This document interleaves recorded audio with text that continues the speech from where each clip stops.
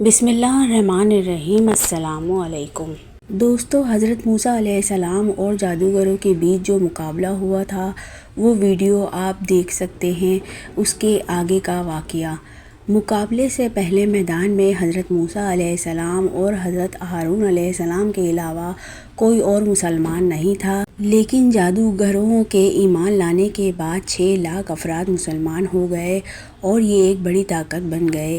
اس واقعے کے بعد حضرت موسیٰ علیہ السلام 20 سال تک مصر میں رہے اور نہایتی صبر و استقامت کے ساتھ تبلیغ دین کا کام کرتے رہے۔ اللہ تعالیٰ نے حضرت موسیٰ علیہ السلام کو 9 معجزات سے سرفراز فرمایا تھا۔ ارشاد باری تعالیٰ ہے، اور ہم نے موسیٰ کو 9 معجزے عطا فرمائے۔ ہونا تو یہ چاہیے تھا کہ ان معجزات کو دیکھ کر فرعون اور اس کی قوم راہ راست پر آ جاتے، لیکن رعونت اور تکبر کے نشے میں چور فرعون اور اس کے ساتھیوں کے ظلم میں اضافہ ہوتا چلا گیا۔ اپنی قوم کی ضب و حالی دیکھ کر حضرت موسیٰ علیہ السلام نے قوم سے فرمایا، ترجمہ: اے میری قوم، تم فکر نہ کرو، اللہ تعالیٰ بہت جلد تمہارے دشمنوں کو ہلاک کر دے گا اور بجائے ان کے تمہیں اس سرزمین کا خلیفہ بنا دے گا۔ چنانچہ اللہ تعالیٰ نے اپنے نبی کے اس وعدے کے بعد قوم فرعون پر لگاتار 5 قسم کے عذاب نازل فرمائے۔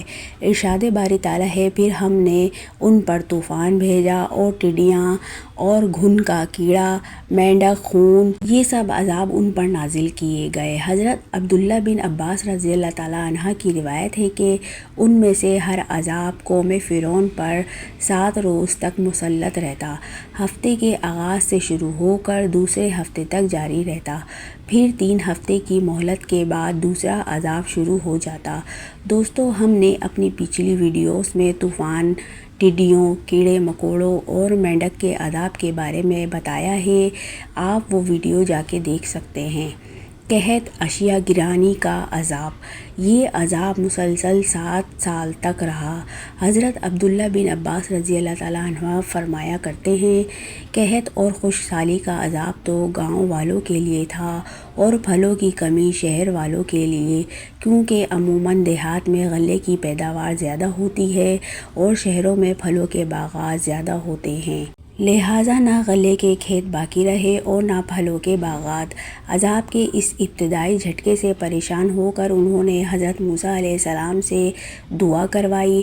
دعا قبول ہونے کے بعد جب قحط رفع ہو گیا تو پھر دوبارہ اپنی سرکشی میں مبتلا ہو گئے اور کہنے لگے کہ یہ قحط تو موسیٰ علیہ السلام اور ان کے ساتھیوں کی نحوست نعوذ باللہ کی سبب آیا تھا، جس کے بعد اللہ تعالیٰ نے ان پر سخت ترین عذاب کا فیصلہ کر لیا۔ خون کا عذاب، عربی میں تازہ خون کو الدم کہتے ہیں۔ اس عذاب کی نوعیت یہ تھی کہ ان کی ہر چیز سے تازہ خون ابل پڑتا، جو چیز بھی رکھتے وہ خون بن جاتی۔ چونکہ بنی اسرائیل کے تمام افراد ان تمام عذابوں سے محفوظ تھے، لہٰذا قوم فرعون نے بنی اسرائیل کے لوگوں سے پانی مانگا تو انہوں نے دے دیا، لیکن وہ جب قبطیوں کے ہاتھ میں گیا تو خون بن گیا۔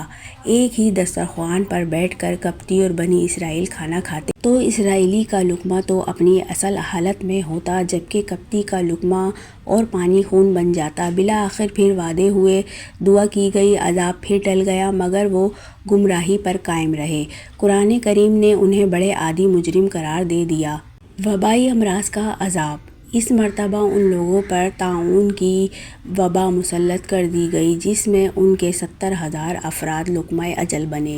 تاہم حضرت موسیٰ علیہ السلام کی دعا سے یہ عذاب بھی رفع ہو گیا، لیکن اتنی آزمائشوں اور مسلسل وعدوں کے باوجود ربوبیت فرعون پر قائم رہے اور مسلسل عہد شکنی کرتے رہے۔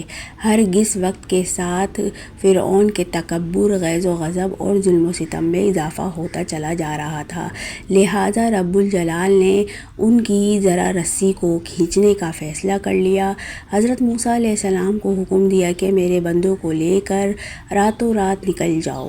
روایت میں ہے کہ اس حکم کے بعد حضرت موسیٰ علیہ السلام مرد، عورتوں اور بچوں سمیت 6,30,000 سوار اور 20,000 پیادے لے کر 9 محرم بروز ہفتہ غروب آفتاب کے بعد مصر سے دریائے قلزم بحر احمر کے جانب روانہ ہوئے اور فرعون ہمیشہ کی طرح عبرت کا نشان بن گیا۔ فرعون جدید ہتھیاروں سے لیس اور 7 لاکھ سے زائد سواروں کے ساتھ ان کے پیچھے روانہ ہوا۔ بنی اسرائیل کے پیچھے فرعون کی سپہ کا ایک سیلاب اور آگے دریا کی موجیں تھیں۔ پھر جب دونوں جماعتوں نے ایک دوسرے کو دیکھا تو حضرت موسیٰ علیہ السلام کے ساتھیوں نے کہا ہم تو پکڑے گئے۔ حضرت موسیٰ علیہ السلام نے کہا ہرگز نہیں، میرا رب میرے ساتھ ہے، وہ مجھے راہ بتائے گا۔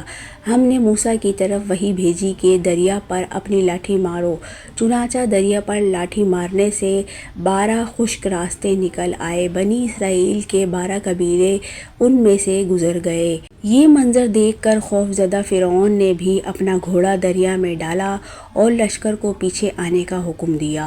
فرعون اور اس کا لشکر جب بیچ دریا میں پہنچا تو اللہ تعالیٰ نے دریا کو روانی کا حکم دے دیا۔ دریا کے سب راستے آپس میں مل گئے۔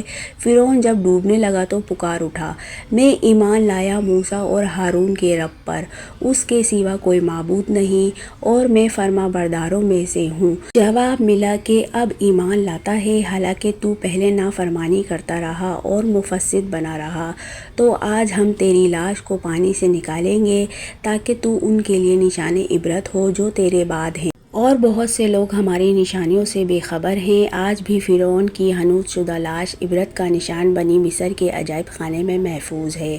دعوت غور و فکر۔ قوم فرعون پر نازل کیے گئے یہ عذاب امت مسلمہ کے لیے نہ صرف باعث عبرت ہیں بلکہ غور و فکر کی دعوت بھی دیتے ہیں۔ 58 مسلم ممالک اور 2.5 ارب مسلمان جس ضب و حال اور تنزلی کا شکار ہیں وہ اللہ کی ناراضگی ہی کی وجہ سے ہے۔ ہم نمازیں پڑھتے ہیں، حج عمرہ ادا کرتے ہیں، زکوٰۃ دیتے ہیں اور قرآن پڑھتے ہیں، لیکن سود کو برا نہیں سمجھتے۔ رشوت لینا اور دینا مجبوری سمجھا جاتا ہے، جھوٹ بولنا، دھوکہ دینا معمولی بات سمجھی جاتی ہے۔ ناپ تول میں کمی، گراوٹ، بے ایمانی، ہیر پھیر کاروبار کا حصہ ہے۔ اگر یہ سب اعمال ہی ہماری کامیابی کامرانی کا پیمانہ ہے تو پھر غلاظت کے اس ڈھیر میں بیٹھ کر ہمیں اللہ کی مزید ناراضگی کا انتظار کرنا ہوگا، جو انفرادی عذاب بھی ہو سکتا ہے اور اجتماعی بھی۔ امید کرتی ہوں آپ کو یہ ویڈیو پسند آئی ہوگی۔ ملتے ہیں اگلی ویڈیو میں۔ اللہ حافظ۔ Subscribe my channel and hit the bell icon. Like کریں، شیئر کریں پلیز۔